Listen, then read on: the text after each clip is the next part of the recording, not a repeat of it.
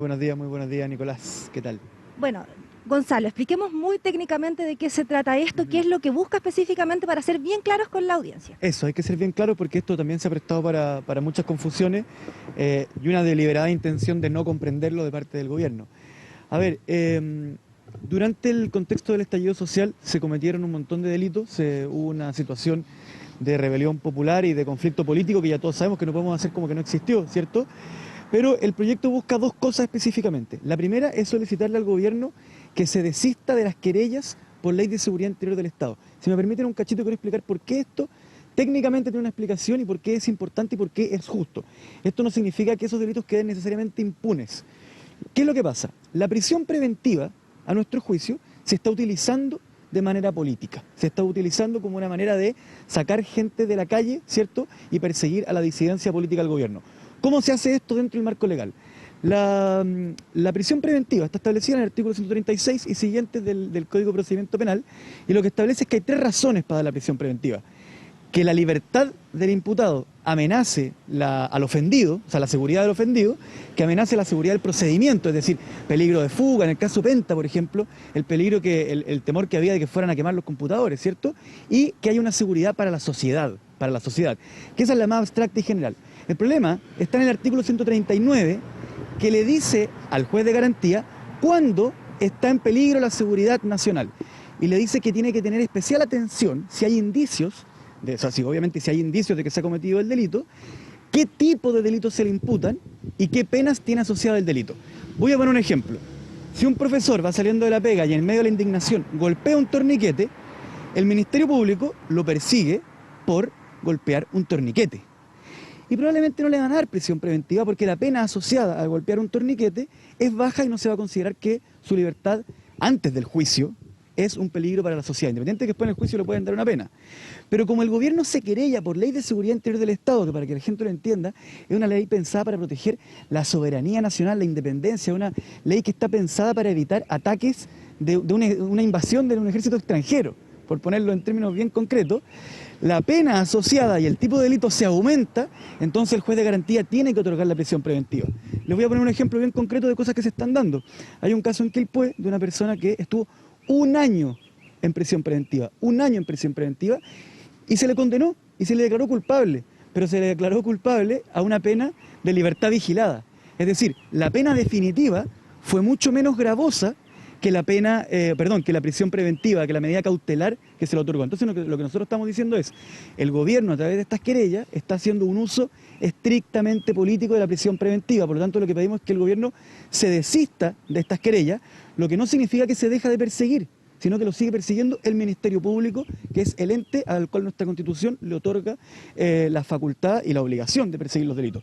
Y lo segundo que estamos pidiendo es que el gobierno haga una comisión que esté integrada por miembros de la sociedad civil, organizaciones, ONG, pueden ser, etcétera, que esté el mismo gobierno y que esté el Ministerio Público para analizar caso a caso las situaciones que estamos hablando. ¿Por qué?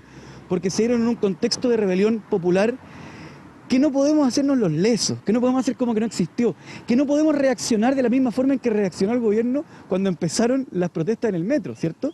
Y en segundo lugar, porque se dieron en un contexto también de violaciones a los derechos humanos de parte de la policía, que están completamente acreditadas por organismos internacionales. Por lo tanto, tenemos que empezar a despejar una cosa de la otra para justamente buscar la paz. Y la paz se busca dando señales también. Claro, Gonzalo, pero en la práctica, ¿cómo se diferencia a una persona que comete un acto por un acto político propiamente tal o lo que tú decías, siendo formalizado por una persecución política, a una persona que simplemente está cometiendo un acto vandálico, saqueo, no solo ataques a carabineros, también a los vecinos, por ejemplo, de la zona cero? Por supuesto, yo con esto quiero ser muy claro. Nosotros no defendemos la protesta violenta, la hemos condenado siempre y creemos que es muy importante justamente, la principal tarea de esta comisión es distinguir las cosas, porque un grupo narcotraficante que ataca a balazo, con metralletas, un municipio, obviamente que no tiene nada que ver con lo que estamos hablando. Nosotros ese tipo de hechos los condenamos absolutamente y también, ¿por qué no decirlo?, nos ofende que se intente hacer la mezcla. Justamente esa mezcla es la que echa a perder el debate político y genera imposibilidad de entendimiento y hace que esa falta de entendimiento nos haya costado tantos ojos, tantas vidas. Y también para la derecha decirles, también a ellos les costó o les está costando su amada Constitución. Por eso mismo pedimos una comisión.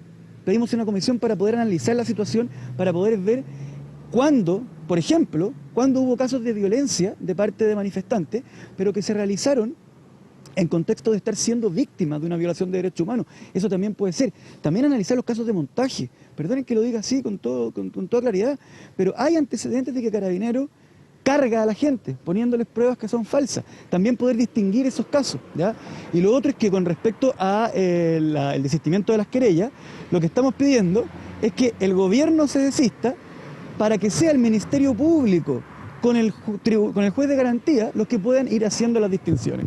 Claro, Marcelo, ustedes piden que el gobierno, que el Ministerio del Interior retire las querellas por ley de seguridad del Estado, pero ayer en la voz del ministro Belolio fueron enfáticos en, de hecho, decir que esto era un proyecto a favor de la violencia, que era un indulto a la violencia y a la destrucción, decía el ministro Belolio.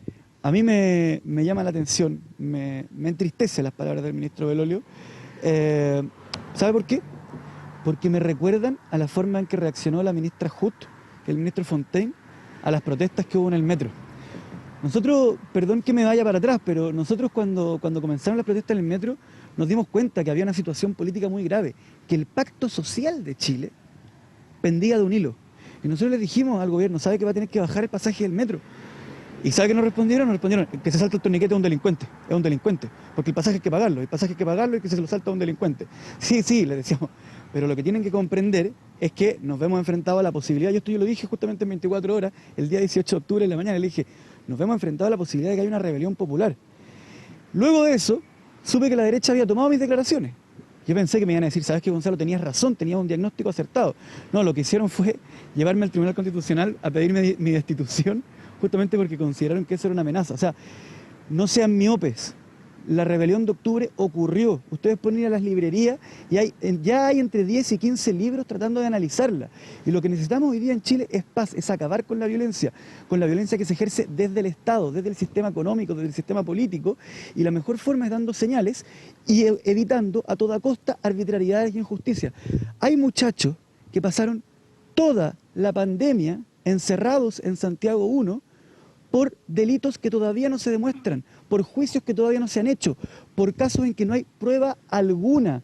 ¿Y qué pasa? Que a veces nos dicen, mire, pero es que sabe que esta persona estuvo un año en prisión preventiva y al año declaramos que era inocente, o sea, el sistema funcionó. No, pues, si usted tiene un año una persona en prisión preventiva y al año dice que no tenía prueba alguna, entonces el sistema no funcionó, pues. Usted lo tuvo arbitrariamente encerrado durante un año. Perfecto. Gonzalo Vinter, diputado de Convergencia Social, te agradecemos, uno de los impulsores de este proyecto que, ya le explicaba en detalle el diputado Vinter, busca disminuir las medidas cautelares por menos gravosas para personas que han sido detenidas desde el 18 de octubre a la fecha en el contexto de la revuelta social. Y también, Nico, le piden al Ministerio del Interior desistir de las querellas en ley de seguridad del Estado también en estos casos.